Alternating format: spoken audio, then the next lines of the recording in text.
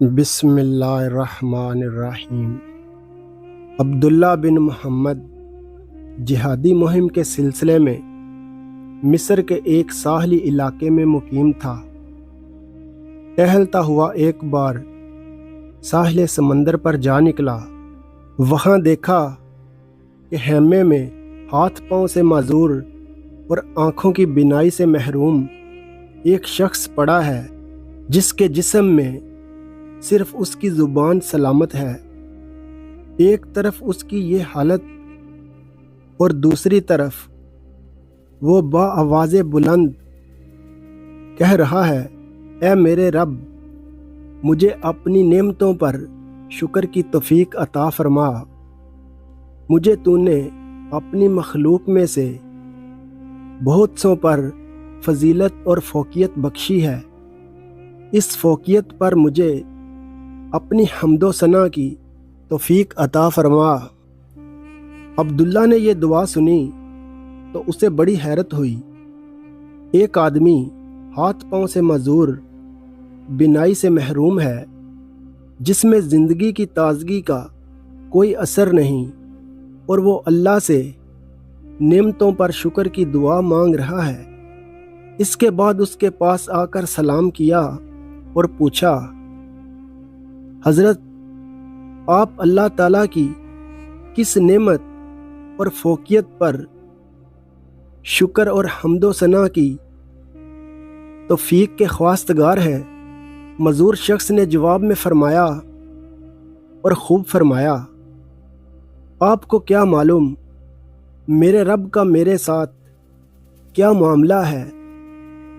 باخدا اگر وہ آسمان سے آگ برسا کر مجھے راکھ کر دے اور پہاڑوں کو حکم دے کہ مجھے کچل دیں، سمندروں کو مجھے غرق کرنے کے لیے کہہ دے اور زمین کو مجھے نگلنے کا حکم دے دے، تو میں کیا کر سکتا ہوں؟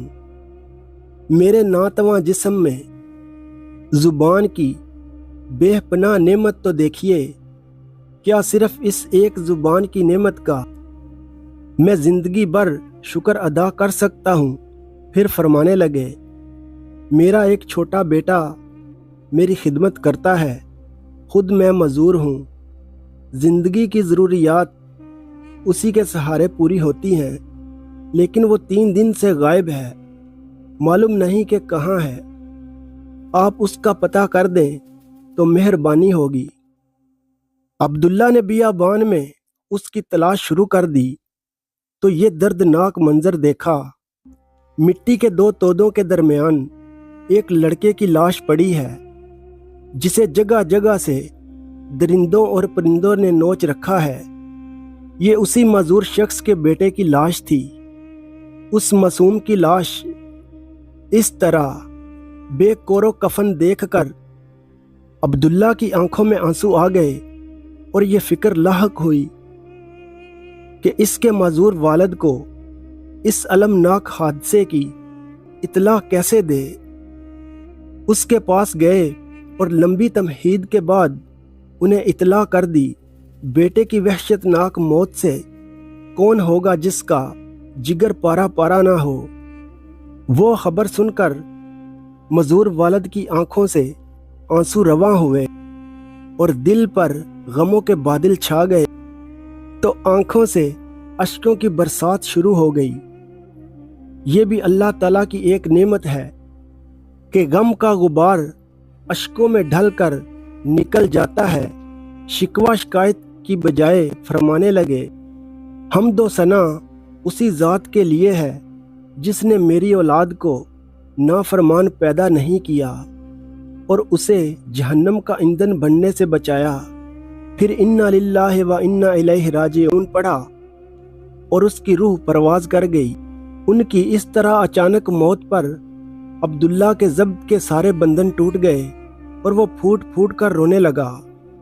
کچھ لوگ اس طرف نکلے، رونے کی آواز سنی، خیمے میں داخل ہوئے، میت کے چہرے سے کپڑا ہٹایا تو اس سے لپٹ گئے۔